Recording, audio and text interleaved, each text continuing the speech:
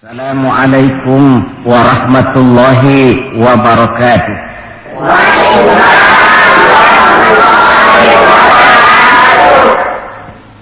Bismillahirrahmanirrahim. Alhamdulillahi rabbil alamin. Wassalatu wassalamu ala asyrafil anbiya'i wal mursalin Sayyidina Muhammadin wa ala alihi wa ashabihil mujahidin at-tahirin, amma ba'du. Bapak-bapak, ibu-ibu, saudara-saudara, ma'asyiral muslimin rahimakumullah. Pertama, marilah kita memanjatkan puji dan syukur kehadirat Allah Subhanahu wa taala yang atas izinnya saat ini kita dapat bertemu dan berkumpul bersama-sama dalam rangka memperingati maulid junjungan kita Nabi besar Muhammad sallallahu alaihi wasallam. Kita tahu bahwa sejarah sepanjang perjalanannya banyak mencatat orang-orang besar. Ada orang menjadi besar oleh karena pangkat, jabatan dan kekuasaannya. Apabila pangkat, jabatan dan kekuasaannya selesai, maka selesai kebesarannya sampai di situ. Ada orang menjadi besar oleh karena harta benda dan kekayaan yang dimilikinya. Bila satu saat ia jatuh bangkrut, tamatlah kebesarannya sampai di situ. Ada pula orang yang menjadi besar oleh karena ia dibesar-besarkan dan berusaha setengah mati untuk mencapai kebesaran tadi. Bila satu saat terjadi pergeseran nilai, masyarakat mencemoohkannya, maka kebesaran itu pun selesai sampai di situ. Adapun Rasul yang kita peringati maulidnya saat ini, beliau besar bukan lantaran pangkat, jabatan dan kekuasaan. Beliau besar tidak karena harta benda dan kekayaan. Pun beliau menjadi besar tidak karena dibesar-besarkan oleh umatnya. Beliau besar karena dibesarkan oleh Allah Subhanahu wa ta'ala. Satu kali orang sudah dibesarkan oleh Allah, bagaimanapun usaha orang lain untuk mengecilkannya, orang itu akan tetap menjadi besar. Tetapi satu kali orang dikecilkan oleh Allah, satu negara orang mau mengangkat dia, kalau memang dasarnya potongan nyungsep, tentu tidak akan naik ke atas juga. Jelas Pak? Jelas? Apaan? Pokoknya jelas. Tidak ada seorang penulis pun, baik dia dalam Islam maupun dari luar Islam, jikalau mau bicara dengan jujur yang tidak mengagumi kebesaran pribadi dan martabat Rasulullah sallallahu alaihi wasallam. Dalam satu kalimat yang indah, Imam Busairi di dalam qasidah burdahnya menjelaskan kepribadian beliau dengan untayan kata, kal badri fi syarafin wa zahri fi tarafin wal bahri fi karamin wa dahri fi himamin. Rasulullah itu, kata beliau, tinggi martabat bagai rembulan, tabah dan ulet laksana masa, dermawan bak samudra luas biru membentang, tabah dan ulet laksana masa. Itu sebabnya beliau oleh Allah dijadikan figur, dijadikan model dan pola sebagai contoh bagi kehidupan umat Islam. Sehingga di dalam Al-Quran Allah menyatakan, laqad kana lakum fi rasulillahi uswatun hasanah. Sungguh telah ada bagi kamu pada diri Rasulullah itu contoh teladan yang sangat baik. Timbul pertanyaan, mengapa Rasul menjadi contoh buat kita? Pertama, beliau menjadi contoh buat kita karena beliau manusia, hidup dan berjuang secara manusiawi. Kalau manusia disuruh mencontoh manusia, tentu wajar. Yang tidak wajar kalau manusia disuruh mencontoh jin atau malaikat. Maka dalam ayat Quran Allah menyatakan, laqad ja'akum rasulun min anfusikum. Sungguh telah datang kepadamu seorang Rasul, yang Rasul itu berasal dari jenis kamu manusia. Saudara-saudara, kalau Rasul yang diutus Allah itu jin atau malaikat, kemudian berhasil di dalam tugasnya, barangkali kita tidak perlu kagum. Datang Rasul ke dunia ini, Rasulnya jin. Saya yakin satu dunia mungkin orang beriman semua, tetapi bukan karena ikhlas dan yakin, mungkin karena ngeri sama Rasulnya. Bayangkan kalau Rasul jin dia turun ke alam ini dengan segala macam tingkah polanya, mungkin orang sedunia akan menjadi beriman. Yang kedua, Rasul menjadi contoh di dalam kehidupan kita karena pribadi beliau lengkap. Artinya, jikalau kita kebetulan seorang pemimpin, beliau juga pemimpin. Jikalau kita seorang jenderal, beliau memimpin tentara di medan perang. Jikalau kita seorang kepala rumah tangga, beliau punya anak dan istri. Jikalau kita seorang guru, beliau mengajar jamaah di masjid. Jikalau kita seorang pedagang, beliau pun pedagang yang jujur. Jikalau kita seorang mubalik, beliau juga berdakwah menyampaikan Islam kepada manusia. Di dalam keseluruhannya itu tercemin uswatun hasanah, contoh teladan yang sangat baik. Maka kehabisan alasan seorang muslim yang tidak mencontoh pribadi beliau. Oleh sebab itu ironi dan sangat kita sayangkan jikalau seorang muslim tahu betul sejarah kehidupan Benito Mussolini, dia hafal sejarahnya Adolf Hitler, dia tahu sejarahnya Napoleon Bonaparte, dia hafal benar ajarannya Karl Marx, tapi dia buta terhadap hidup dan kehidupan Rasulullah sallallahu alaihi wasallam. Saudara hadirin yang berbahagia, yang akan kita bicarakan pada kesempatan ini, bagaimana cinta Rasul kepada umatnya dan bagaimana sewajarnya cinta kita umatnya kepada beliau. Bahwa Rasul yang kita peringati maulidnya saat ini cinta betul kepada kita umatnya, dapat saya kemukakan beberapa data. Dari sini nanti kita introspeksi. Kalau tahulah kita begitu besar cinta Rasul kepada kita, apa tidak wajar kita juga cinta kepada beliau?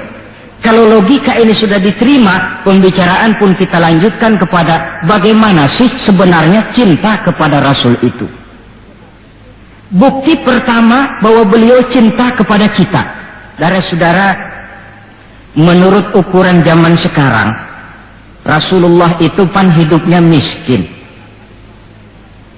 Malahan ada satu doa yang sering beliau baca. Ini kalau doa ini saya kasih saudara-saudara, kira-kira mau diamalin kan? Kalau saya terus terang belum mau. Doanya begini, dan ini sering Rasul baca. Allahumma ahyini miskinan wa tawaffani miskinan wa hasyirni yaumal qiyamah fi zumratil masakin.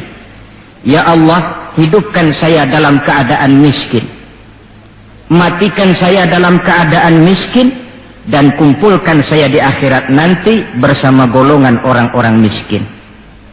Yang tadi sudah kadang bilang mau diamalin ini ya. Saya sudah bilang tadi saya belum tapi mau. Kita baca dalam sejarah beliau itu rumahnya kecil, tidurnya di atas pelepah daun kurma, kadang-kadang sampai berbekas di pipinya. Sarapan paginya seteguk air zam-zam, sepotong roti, kadang 3 butir kurma. Di tengah kemiskinannya Allah pernah menantang beliau dengan kata, wala sawfa yu'tika rabbuka fatarda. Ada nggak tuh di Quran? Ada. Surah apa? Pokoknya Quran dah ya. Wala sawfa yu'tika rabbuka fatarda. Allah akan memberikan kepadamu wahai Muhammad apa saja yang menyenangkan hatimu. Apa yang kamu mau, ngomong saja, Allah berikan. Jikalau engkau Muhammad kepengen kekuasaan yang luas, kami angkat kau menjadi raja di raja, menjadi king of king, istilah kerennya. Jikalau kamu kepengen kaya Muhammad, itu Jabal Uhud sanggup menjadi bukit emas. Sehingga itu di dalam Barzanji diceritakan warawadathul jibalu bi an takuna lahu zahaban fa'aba. Jabal Uhud menawarkan diri menjadi bukit emas, tetapi Nabi menolak. Jikalau engkau wahai Muhammad kepingin wanita cantik, bilang saja anak siapa. Ditawarkan semacam ini, beliau menjawab, idzan ya Rabb la arda wa wahidun min ummati finnar. Kalau memang demikian ya Allah, apapun saja yang diberikan kepada saya, berikanlah saya kekuasaan yang luas, berikan saya emas sebesar Jabal Uhud, berikan saya kekayaan yang tak ternilai sekalipun, seluruhnya tidak akan sanggup menyenangkan hati saya selama saya dengar masih ada satu saja umat saya yang masuk ke dalam neraka. Ternyata di tengah kemiskinannya, tawaran harta tidak menggiurkan beliau, tawaran kekuasaan tidak menggiurkan beliau. Yang difikirkan siang malam adalah keselamatan kita umatnya ini. Cuma kadang-kadang kita umatnya yang dipikirin ini seperti pepatah, ada itu pepatah Perancis, balung-balung langka dagingnya, ditulung-tulung langka elinge. Ya, saudara tentu tahu artinya itu, tidak usah saya terjemahkan. Bukti pertama. Bukti yang kedua, ketika turun perintah hijrah, ketika itu posisi umat Islam di Mekah sudah sangat terpepet. Sebagian sahabat sudah mengusulkan kita hijrah saja ya Rasul. Kata Rasul, sabar mas, hijrah sih hijrah, tapi ini komando belum turun. Sebab kita tahu kebijaksanaan apapun yang beliau ambil tentu menunggu wahyu. Wa ma yantiqu 'anil hawa in huwa illa wahyu yuha. Nah, lantas ketika benar-benar turun itu perintah hijrah, beliau pidato di depan para sahabat, saudara-saudara, perintah hijrah sudah turun. Berangkatlah tuan-tuan lebih dulu ke Madinah. Lalu anda sendiri kapan ya Rasul? Saya belakangan. Kenapa mesti belakangan? Tuan-tuan harus tahu, yang dicari, yang dikejar-kejar, yang diancam akan dibunuh itu saya. Jikalau kita hijrah bersama-sama ke Madinah, kita akan dikejar-kejar terus. Tapi kalau tuan-tuan berangkat lebih dulu ke Madinah, sementara saya tetap berada di kota Mekah ini, tuan-tuan akan sampai ke kota Mekah dengan tenang dan selamat, sebab saya yang mereka cari masih tetap berada di kota Mekah. Keadaan begitu kritis, tapi umatnya dulu disuruh hijrah, beliau bertinggal di kota Mekah menghadang mara bahaya. Ini rupanya pemimpin lebih mementingkan keselamatan orang yang dipimpinnya daripada keselamatan dirinya sendiri. Enggak mentang-mentang turun perintah hijrah terus ngepak koper, udah ya gue duluan.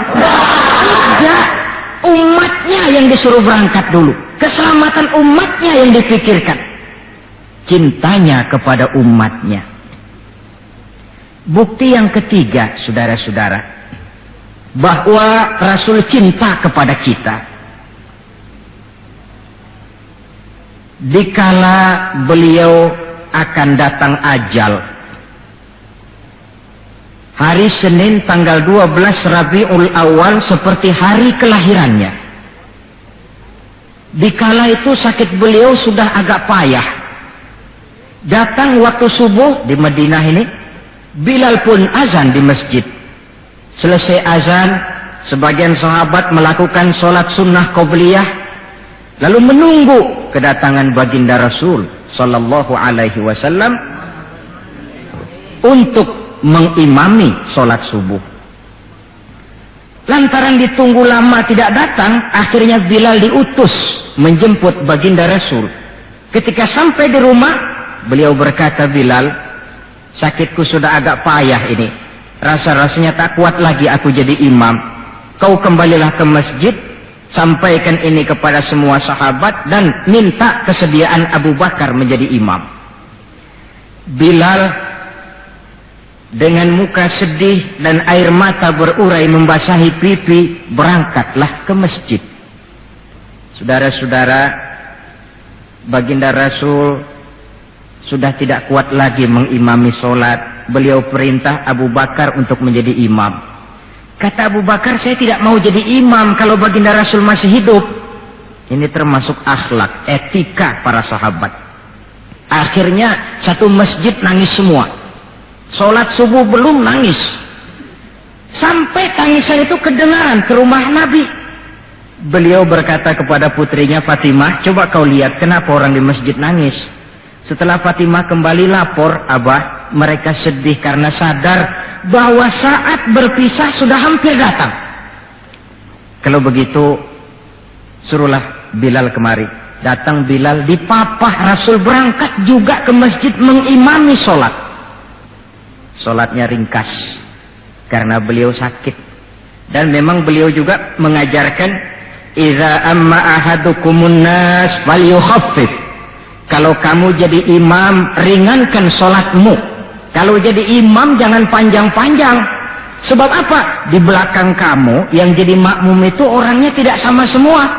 Ada orang tua yang diri saja sudah payah. Ada orang yang punya penyakit darah tinggi, kalau sujud kelamaan kepalanya ngebet. Ada yang habis sholat janji mau terima duit, kakinya sudah gatal kepengen pulang. Kalau jadi imam jangan lama-lama, kata Rasul. Tetapi kalau kamu sholat sendirian, falyutawil masya'a, persilahkan sepanjang yang menurut kamu mau. Jangan mentang-mentang sudah dipilih jadi imam, overacting. Jadi imam sholat isya, rakaat pertama selesai Fatihah, surah Baqarah. Rakaat kedua selesai Fatihah, surah Yasin. Namanya makmum, tidak punya alternatif, tidak punya pilihan, ikut sih ikut. Tapi kan hatinya kan ngedumel. Paling sekali ini doang dah gua sembahyang di sini. Besok nggak bakalan gua balik lagi. Kenapa? Imam nggak tahu diri. Jadi bahasa lain, kalau dalam bahasa sosial ini, imam harus ngerti aspirasi makmum. Pemimpin mesti tahu kehendak orang yang dipimpinnya. Kalau tidak, yang akan timbul pasti partisipasi semu. Yang saya khawatir, kalau makmum dipaksa mengikuti maunya imam, yang akan makin subur ialah timbulnya mental-mental munafik. Manis jika berhadapan, balik belakang lain bicara. Pandai bermain minyak di atas air, tapi pada gilirannya menggunting dalam lipatan, menjegal kawan seiring. Sopannya kayak belangkon, depan rata, belakang ngepelin. Tentu kan tidak enak timbul partisipasi yang semacam ini. Selesai sholat, baginda Rasul bangun, lalu pidato singkat di depan para sahabat. Saudara-saudara, rasa-rasanya saat berpisah sudah akan datang. Lama kita bergaul, tentu sedikit banyak terjadi kesalahan yang saya lakukan. Maka barang siapa yang pernah saya pukul tanpa saya sengaja, balaslah sekarang. Barang siapa yang hartanya pernah saya ambil tanpa alasan yang hak, silahkan dia tuntut dari saya. Mana ada pemimpin menjelang wafat ini minta dipukul oleh umatnya. Hening suasana, sahabat terfekur semua, berurai air mata. Di dalam keheningan yang demikian rupa, tiba-tiba seorang sahabat bangkit. Saya ya Rasul. Ada apa? Sahabat itu namanya Sawad, sesuai dengan namanya, orangnya rada hitam. Ya Rasul, dalam satu peperangan, Tuan mau mecut onta. Tuan sih mungkin nggak lihat bahwa saya di belakang onta itu, saya kena pecut. Jadi bagaimana? Ya saya nuntut balas dong. Ini sahabat yang lain jengkel nih, Sawad gila juga. Orang sudah mau berpisah begini, masih nuntut balas. Baik Sawad, Umar, tolong ambilkan cambuk. Sayyidina Umar sambil nyerahin cambuk. Sawad, kalau bahasa kita, buat talangin aja dah. Gak usah Rasul, saya saja yang kau cambuk. Kata Nabi Umar, biar dia kena cambuk saya, biar dia balas saya. Silakan Sawad. Ya Rasul, apa lagi? Waktu saya kena cambuk Tuan, saya nggak pakai baju. Jadi biar seri dong. Tuan juga bukalah baju Tuan. Baik, Rasul buka bajunya. Ketika baju sudah dibuka, Sawad buang cambuk itu. Dia berlari merangkul badan Rasul seerat-eratnya. Sampai sebagian sahabat makin bingung. Ini apa maunya Sawad? Ya Rasulullah, saya tahu sebentar lagi kita akan berpisah. Saya tidak tahu apa di akhirat nanti kita bisa kumpul. Kalau saya untung masuk surga, mungkin kelas saya di surga lain dengan kelas Tuan. Itu kalau saya ke surga. Kalau saya nggak ke surga, sudah terang kita nggak akan ketemu. Maka sebelum saya berpisah dengan Tuhan, saya kepengen kulit badan saya yang hina ini bersentuhan dengan kulit badan Tuhan yang mulia. Kalau saya nggak akal-akalin begitu, Tuhan nggak bakalan buka baju katanya. Oh, rupanya itu yang dimaui Sawad.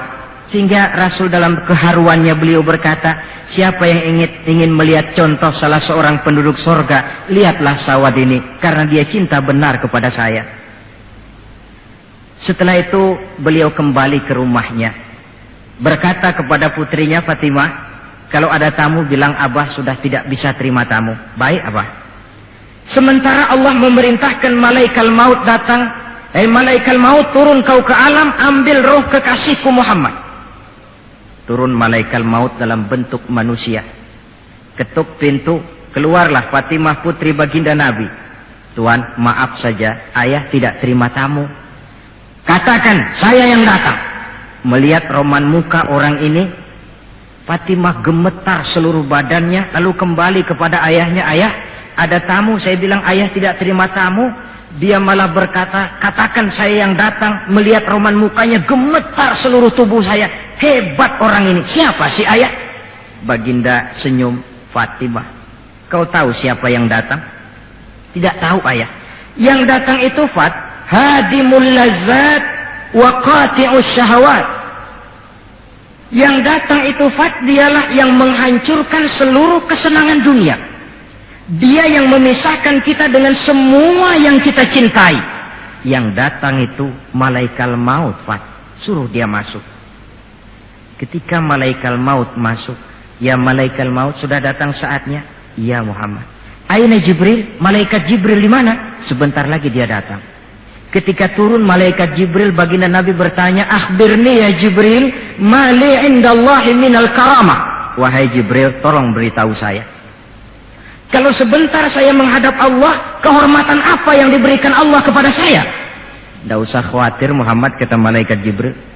Inna abwabas sama qad futihat wal malaikatu saffu sufufan yantaziruna li ruhik. Pintu langit sudah dibuka. Malaikat sudah berbaris menunggu kedatangan rohmu yang suci. Alhamdulillah. Kalau itu saya ya? Iya. Kalau umat saya bagaimana Jibril? Umat saya. Umatmu? Iya. Umatmu juga jangan khawatir Muhammad. Allah sudah memberikan fasilitas, kata Allah, inni haramtul jannata ala sairil umam hatta tadkhulaha ummatuka. Surga ku haramkan buat seluruh umat kecuali kalau umatmu Muhammad sudah masuk ke dalamnya. Ini fasilitas. Jadi sungguh pun kita umat terbelakang menurut abjad, tapi disuruh diberi fasilitas masuk surga lebih dahulu ketimbang umat-umat yang lain. Alhamdulillah, kalau begitu legalah saya, kata Nabi. Mari malaikat maut persilahkan, saya ikhlas. Lalu diambillah ruh beliau perlahan-lahan, naik ruh itu ke lutut, ke pusat, ke dada, sampai ruh di tenggorokan. Fatimah dekatkan telinganya ke bibir ayahandanya yang mulia itu. Suara terakhir yang sempat direkam oleh Sayyidatuna Fatimah, bisikan terakhir menjelang wafat, 3 kalimat.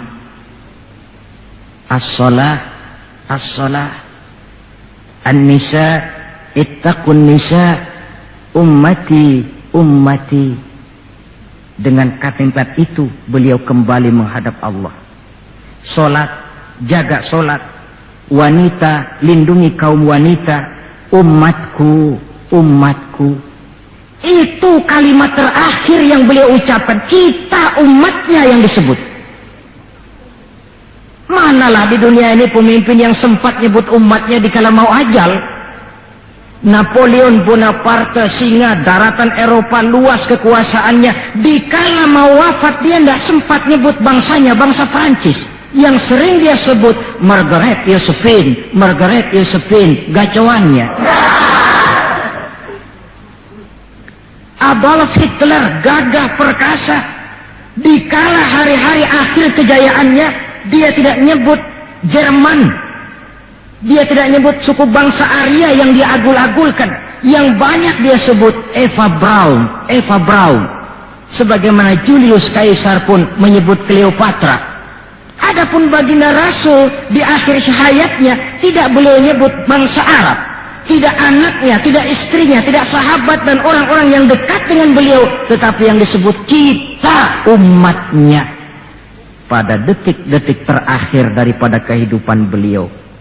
3. Bukti yang keempat bahwa beliau cinta betul kepada kita umatnya.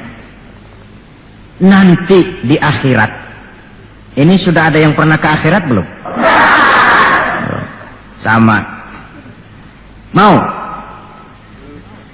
Bukan, kalau mau saya catat besok berangkat. Ini gampang kok ada urusan ini. Nanti di akhirat, setelah Allah mematikan semua yang bernama hidup, maka yang pertama kali dihidupkan kembali pada kehidupan itu para malaikat.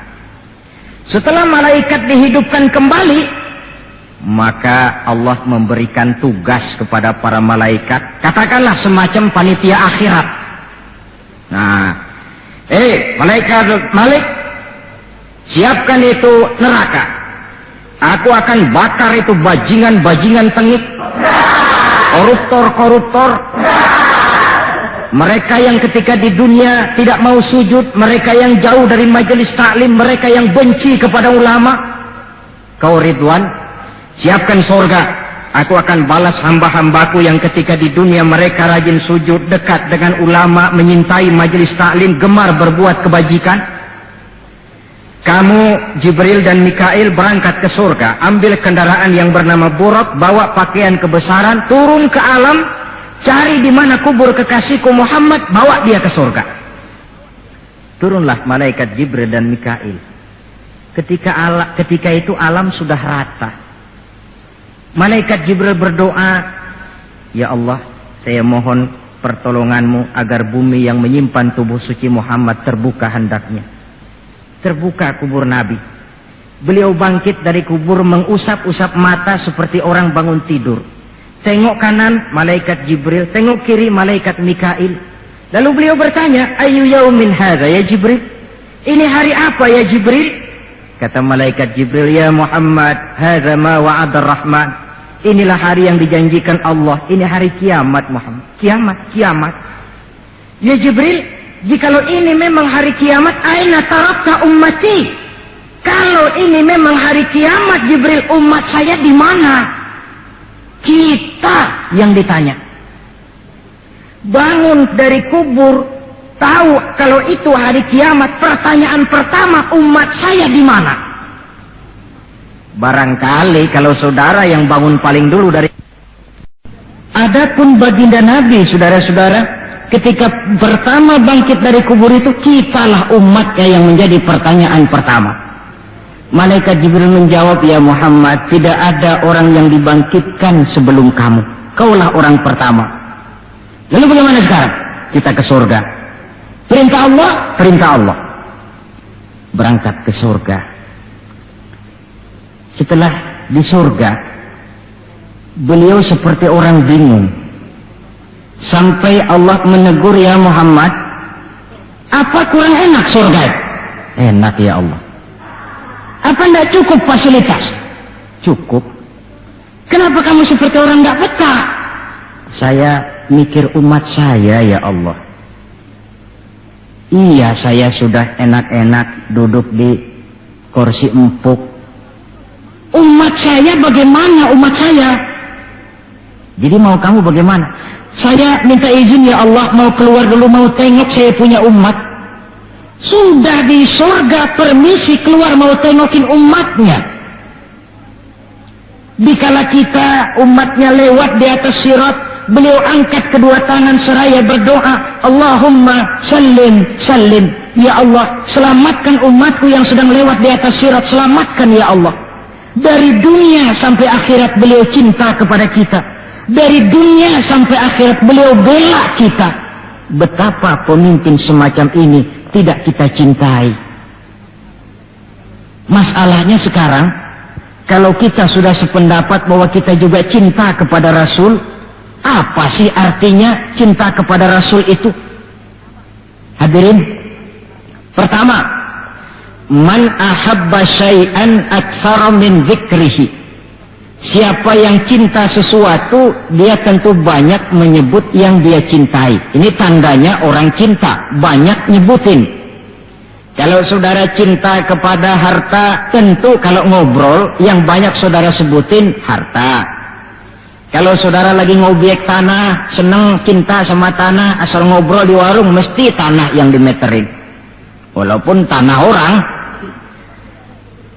Kalau saudara kebetulan sedang jatuh cinta kepada seorang perempuan, bahkan dalam tidur pun kebawa-bawa namanya saudara sebut. Orang yang cinta sesuatu, dia banyak menyebut yang dia cintai. Cinta kepada Nabi, banyak menyebut Nabi. Menyebut Nabi apa lalu? Muhammad, Muhammad, Muhammad, Muhammad. Tentu bukan. Sebab kita tahu dalam kehidupan sehari-hari saja kita punya tata krama. Gubernur lewat, tentu tidak berani kita secara langsung menyebut namanya. Mesti kita berkata, itu ada Bapak Gubernur lewat. Kita sebutlah predikatnya. Itu ada Bapak Menteri lewat. Itu kepada pejabat. Entahlah pula kepada seorang junjungan alam. Banyak menyebut Nabi artinya banyak membaca sholawat kepada beliau. Sekurang-kurangnya Allahumma salli ala Sayyidina Muhammad wa ala ali Sayyidina Muhammad. Satu. Yang kedua, orang yang cinta kepada sesuatu biasanya menjaga, memelihara warisannya. Kita punya orang tua meninggal dunia, ada warisannya, tentu kita jaga sebaik-baiknya. Sudahlah, nggak bisa nambahin, sekurang-kurangnya nggak jualin melulu. Jikalau Rasul meninggalkan kita, jelas beliau tidak meninggalkan harta, beliau tidak meninggalkan kebun, pabrik, tanah dan sebagainya, tapi beliau meninggalkan warisan kepada kita untuk kita jaga, kita pelihara bersama. Apa yang warisan yang beliau tinggalkan? Prinsipnya 3. Yang kedua terdapat dalam hadis, taraktu fikum amrain lan tadillu ma in tamassaktum bihima abada, kitaballah wa sunnata rasulih. Aku tinggalkan kepadamu 2 perkara yang jikalau kamu mau berpegang teguh kepada keduanya, kau tidak akan sesat untuk selamanya. Quran dan sunnah Rasul. 2. Warisan yang ketiga dalam hadis, al-ulama warasatul anbiya. Ulama adalah ahli waris Nabi. Kalau demikian, maka warisan Nabi itu 3. Quran, sunnah, ulama. Inilah warisan yang perlu kita jaga, warisan yang perlu kita pelihara, yang kita laksanakan dan terjemahkan di dalam kehidupan kita. Mari kita lihat. Warisan pertama, Quran. Kitab suci bagi kita umat Islam. Bagaimana cara kita memelihara warisan yang namanya Quran ini? Pertama, usahakanlah agar membaca Quran menjadi salah satu hobi di dalam kehidupan kita. Kata Nabi, innal ladzi laisa fi jawfihi syai'un minal Qur'an kal bait. Orang yang dari tenggorokannya tidak pernah keluar ayat Quran barang sepotong pun, belum pernah ngaji barang seayat pun, itu orang, kata Nabi, kayak rumah kosong. Rumah biar bagus, potongan Spanyol, gede, mahal, kalau kosong kan angker. Kuntilanak, tuyul, memedi, betah di situ.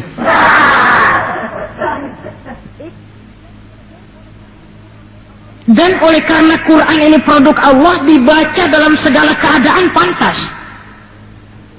Di gubuk reot di pinggir kali ada orang baca Quran, pantas. Di rumah mewah ada yang baca Quran, cocok. Kemudian orang sedih baca Quran terhibur, orang gembira baca Quran tidak menjadi lupa diri.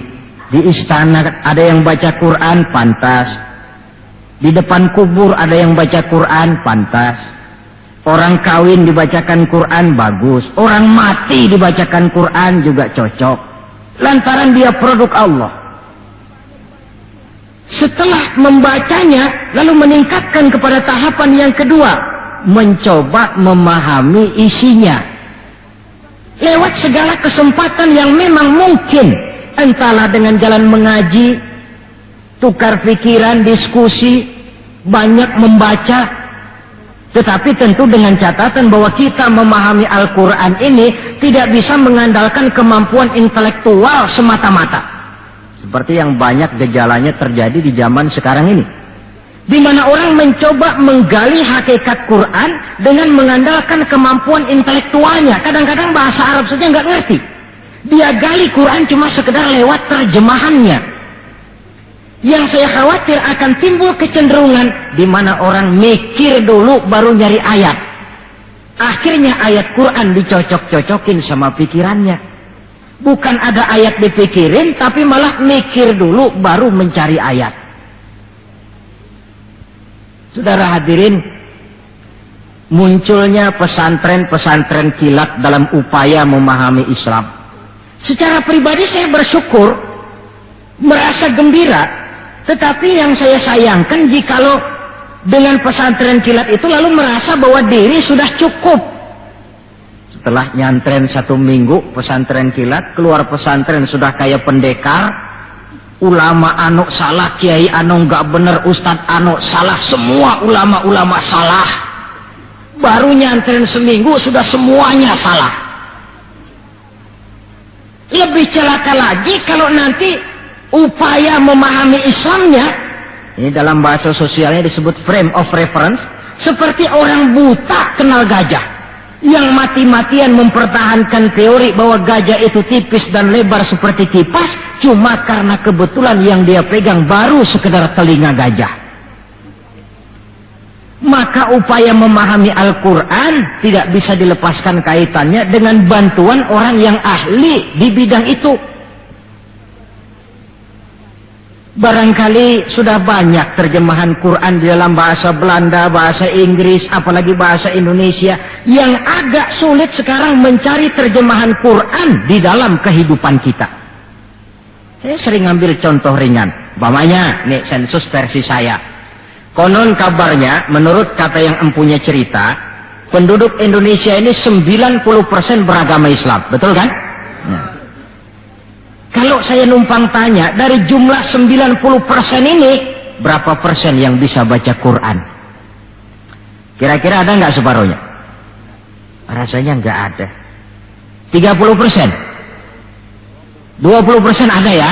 20% adalah, kurang-kurang dikit sama kawan jadi dah 20%. Dari jumlah 20% yang bisa baca Quran, numpang tanya lagi, berapa persen yang bisa baca dan tahu artinya? Ada 5%? Saya kira adalah 5% berikut santri-santri yang di pondok pesantren itu. Dari jumlah 5% yang bisa baca Quran dan tahu artinya, berapa persen yang bisa baca, tahu artinya, lalu mengamalkan ajaran Quran? Ini yang masih bisa dihitung dengan jari. Sehingga tidak heran bahwa umat ini mayoritas, tapi lebih sering jadi penonton daripada jadi pemain. Lebih sering jadi objek daripada menjadi subjek.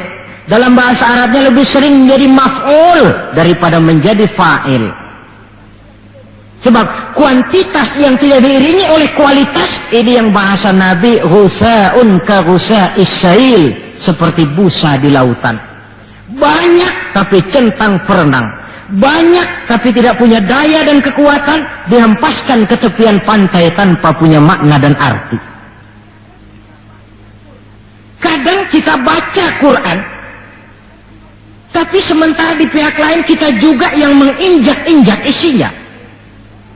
Kita baca ayat wa ahallallahul bai'a wa harramar riba, Allah halalkan jual beli, Allah haramkan riba, tapi renten ditelan terus. Kita baca ayat wa'tasimu bihablillahi jami'an wa la tafarraqu. Berpegang teguhlah kepada tali Allah, jangan kamu bercerai-berai, tetapi sesama muslim main pelotot-pelototan jalan terus. Yang kita baca kadang-kadang kita juga yang menginjak-injaknya. Ini warisan pertama, Al-Quran. Warisan yang kedua, sunnah Rasulullah Sallallahu Alaihi Wasallam. Yang diantara fungsinya menjelaskan apa yang oleh Al-Quran tidak dijelaskan dalam bentuk detail. Quran misalnya cuma mengatakan aqimis sholat, dirikan sholat. Bagaimana cara sholat? Tidak ada dalam Quran. Bahwa sholat mesti takbiratul ihram, mesti tahiyat, mesti ruku duduk di antara dua sujud. Tidak ada dalam Quran. Yang menjelaskan itu semua sunnah.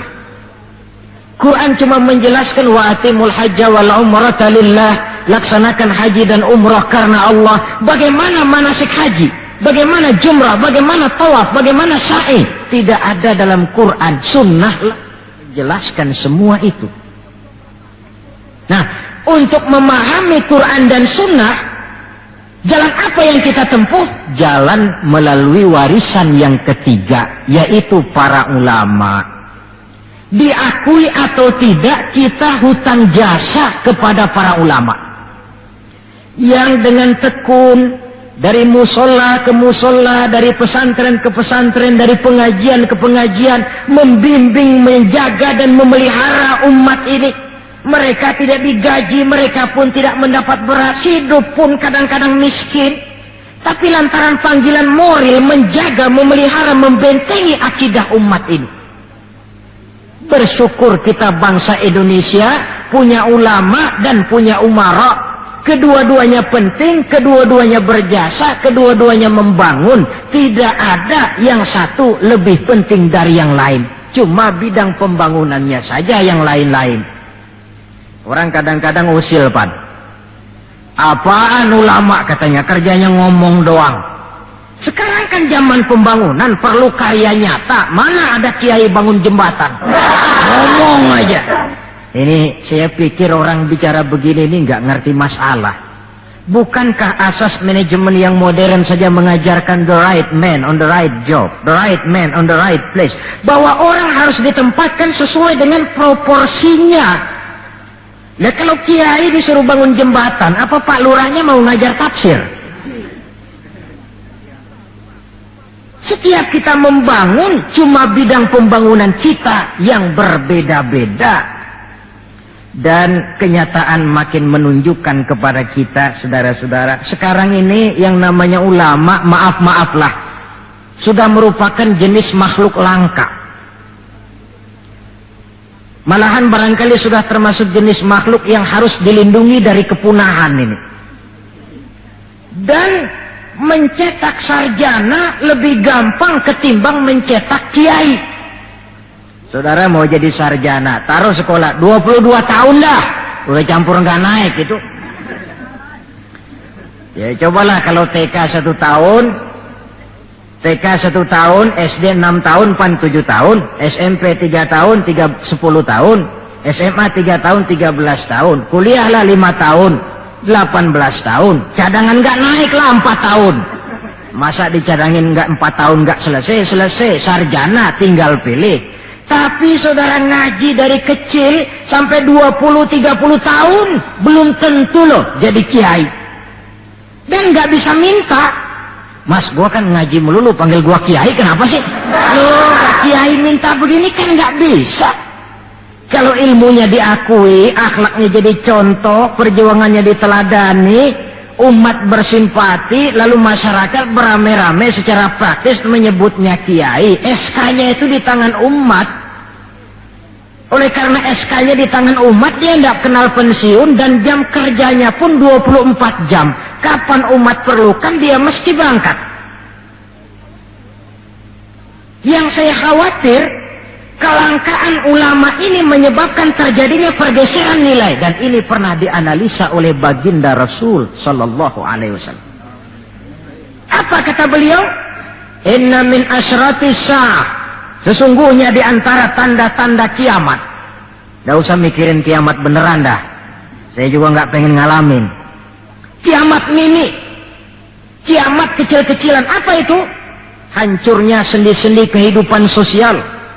Maksiat merajalela, munkarat menjadi-jadi. Yang benar jadi salah, yang salah dianggap benar, yang hak menjadi munkar, yang munkar dibilang hak. Kemakmuran cuma kata, keadilan cuma teori. Hukum kayaknya cuma buat orang kecilan, orang gedean kagak mempan hukum. Padahal hukum kalau sudah pandang bulu terang, yang enak yang banyak bulunya. Siapa yang banyak bulunya? Monyet. Kalau hukum pandang bulu, monyet keenakan. Pergeseran nilai terjadi. Kiamat macam ini yang kadang-kadang kita temukan dalam kehidupan. Penyebabnya apa? Kata Nabi yang pertama, ayurfa'al ilmu. Ilmu diangkat oleh Allah. Bagaimana cara Allah mengangkat ilmu dan apa maksudnya? Allah mengangkat ilmu pertama dengan jalan mematikan ulama. Makin banyak ulama wafat, makin banyak ilmu ditarik. Yang kedua, kurangnya minat orang belajar agama. Majelis taklim yang non formal atau yang formal seperti madrasah dan pesantren. Pikiran orang sudah pikiran perut. Sekolah sama dengan ijazah, ijazah sama dengan lapangan kerja. Dalam kondisi macam itu, madrasah mendapat perhatian sebelah mata. Maksudnya apa ilmu ditarik ini? Agama dikucilkan. Kalau 1-2 kali disebut-sebut agama, itu cuma alat pelengkap saja. Agama cuma pidato, agama cuma seminar, agama cuma kongres, agama cuma muktamar. Tapi bahwa agama jauh dari kehidupan sehari-hari, itu merupakan realita. Agama sudah tak ubahnya dengan daun pisang yang dikait di tepian jalan lantaran diri tak berpayung di ketika hari hujan. Dan manakala hujan usailah sudah, daun itu pun dicampakkan di tepi jalan, diinjak pula orang nan lalu. Dikala dilihat agama membawa untung, rame-rame teriak agama. Coba lihat tahun 65 begitu PKI meletus, wah rame-rame, banyak mobil-mobil mewah parkir di masjid. Begitu keadaan aman, cuman sepeda butut yang ketinggalan di depan masjid. Ini yang Allah jelaskan watak begini ini. Kullama adha'a lahum masyaw fih wa idza azlama alaihim qamu. Mentalitas munafik. Waktu terang mereka berangkat, waktu gelap mereka mandek. Ketika di Islam dilihat ada untungnya, rame-rame teriak Islam. Asal ada untungnya, Pak, saya Islam Pak, KTP saya aja Islam. Waktu ada untungnya. Tapi ketika diminta berjuang, dituntut berkorban, yang lain dulu dah, yang lain dulu. Nah, kalau ilmu sudah ditarik, timbul ekses berikutnya. Apa kata Nabi? Wa yuzharul jahlu, nampak kebodohan di mana-mana. Lantaran ulama tidak ada yang menjelaskan halal haram, hak batil, ma'ruf munkar, tidak ada. Orang hidup menurut seleranya, timbul permissive society. Terjadi pergeseran nilai. Akibatnya kata Nabi, wa yabshu zina wa yushrabal khamr. Maka zina pun dikerjakan terang-terangan. Arak jadi minuman kebanggaan. Sebagian anak muda belum bangga kalau belum bisa mabok. Yang nggak mabok dianggap kolot, kampungan loh. Bikin malu baru kena segelas sejodoh miring. Cengeng. Teman kita no hebat sampai nyungsep di comberan. Yang nyungsep hebat. Terjadi pergeseran nilai. Lantaran apa? Ilmu ditarik, ulama banyak wafat, minat orang belajar agama berkurang. Maka sekali lagi bersyukurlah kita bangsa Indonesia punya ulama dan punya umarok. 3 warisan Nabi yang perlu kita pelihara jikalau kita cinta kepada beliau: Quran, sunnah, dan ulama. Kemudian yang terakhir, orang yang cinta sesuatu tentu dia mengikuti, mencontoh yang dia cintai. Jikalau kita cinta kepada baginda Nabi, sekurang-kurangnya kita mencontoh pola kehidupan beliau. Saudara remaja cinta kepada Michael Jackson umpamanya, tentu lalu timbul gairah nyontoh. Ini Michael Jackson, bajunya potongannya bagaimana? Bikin. Kacamatanya model bagaimana? Beli. Rambutnya bagaimana? Oh, sebelah cukur, sebelah enggak. Bikin. Pokoknya pantas enggak pantas, nyontoh. Orang yang cinta sesuatu, dia contoh yang dia cintai. Jikalau kita cinta kepada baginda Nabi, pola kehidupan beliau pun kita perlu mencontohnya. Apa yang terpenting dalam kehidupan ini untuk kita jadikan contoh? Dua hal saja. Pertama akhlak dan yang kedua ibadah. Kita tahu akhlak beliau bukan cuma manusia, Allah yang puji. Wa innaka la'ala khuluqin azim. Engkau wahai Muhammad benar-benar berada di atas budi pekerti yang sangat luhur. Kalau Allah saja sudah memuji, apalah artinya pujian kita manusia ini? Allah saja memuji beliau, apalah artinya pujian kita ini? Tidak cuma teman, lawan pun mengagumi ketinggian akhlaknya.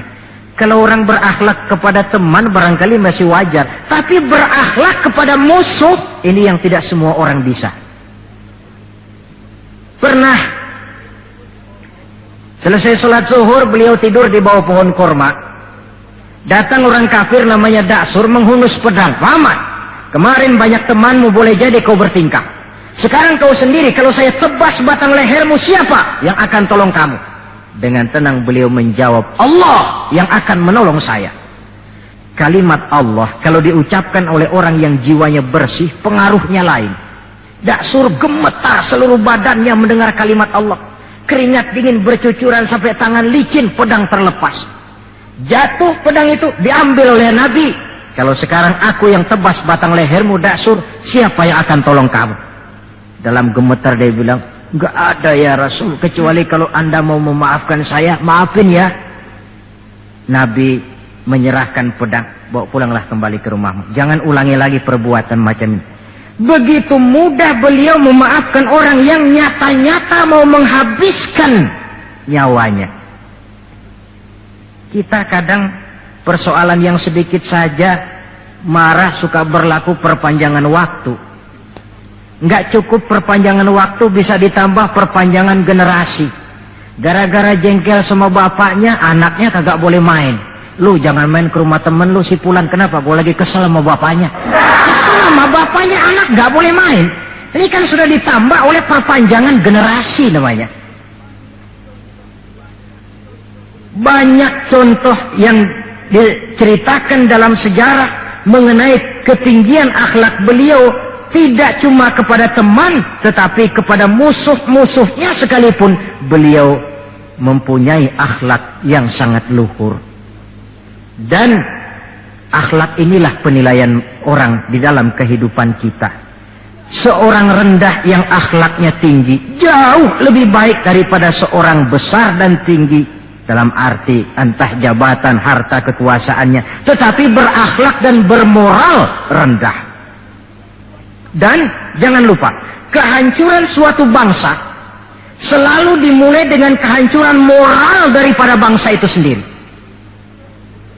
Kita cukup prihatin yang hidup di abad 20 ini, insya Allah lah kita nggak akan mengalami banjir sebesar banjirnya Nabi Nuh. Tapi banjir abad ini polanya lain. Banjir maksiat dan munkar, banjirnya peradaban dan kebudayaan yang menghancurkan moral anak-anak kita. Banjirnya paham-paham yang menghancurkan, sekurang-kurangnya mendangkalkan kita punya akidah. Terhadap banjir-banjir semacam ini kita perlu punya kapal, supaya selamat diri, selamat keluarga, selamat generasi yang akan datang dari segala macam banjir yang tidak kita inginkan. Nah, untuk mencontoh akhlak beliau inilah kita perlu membaca, mempelajari peri kehidupan beliau. Akhlaknya ketika menjadi pedagang, akhlaknya ketika memimpin tentara, akhlaknya dalam kehidupan di rumah tangga, akhlaknya kepada para sahabat, akhlaknya menghadapi musuh sekalipun. Bukankah sejarah juga yang menceritakan kepada kita, pada waktu dakwah ke Taif beliau bukan disambut malah disambit. Ketika itu turun malaikat Jibril, ya Muhammad, kalau kau mau orang yang melontari kau dengan batu hancur, sekarang ini juga aku timpa mereka dengan Jabal Uhud biar mampus semua. Kata Nabi, jangan ya Jibril, saya ini diutus bukan untuk menghancurkan orang, saya ini rahmatan lil alamin. Jadi mau kamu apa? Saya cuma mau berdoa buat mereka. Allahumma hdi qaumi fa innahum la ya'lamun. Ya Allah, berikan hidayah, petunjuk kepada kaumku yang tadi melontari aku dengan batu lantaran mereka tidak tahu. Karena tidak tahu maka mereka lontari aku dengan batu. Andai mereka tahu, itu tidak akan mereka lakukan. Sudahlah dilontari batu, yang melontari batu malah didoakan dan doanya pun bagus. Akhlak di dalam kehidupan. Hal kedua yang mau kita contoh adalah ibadah. Hadirin, kalau ada satu-satunya manusia yang sudah mendapat jaminan ampun dari segala dosa, itu cuma baginda Nabi orangnya. Liyaghfiralakallahu ma taqaddama min dzambika wa ma ta'akhkhar. Ya Muhammad, dosamu yang dulu, yang sekarang, yang akan datang, jikalau memang ada, semuanya sudah dijamin ampun oleh Allah. Tapi makin diampuni, makin banyak ibadahnya. Lantaran sandaran vertikalnya benar, beliau dekat dengan Allah. Lantaran Allah dekat, pertolongan selalu datang. Bukankah manusia cuma pandai berusaha dan berusaha, namun kepastian sepenuhnya di tangan Allah. Kesanalah kita perlu berhubungan secara baik supaya maksud dan tujuan kita terlaksana. Nah, ibu-ibu dan bapak-bapak, maaf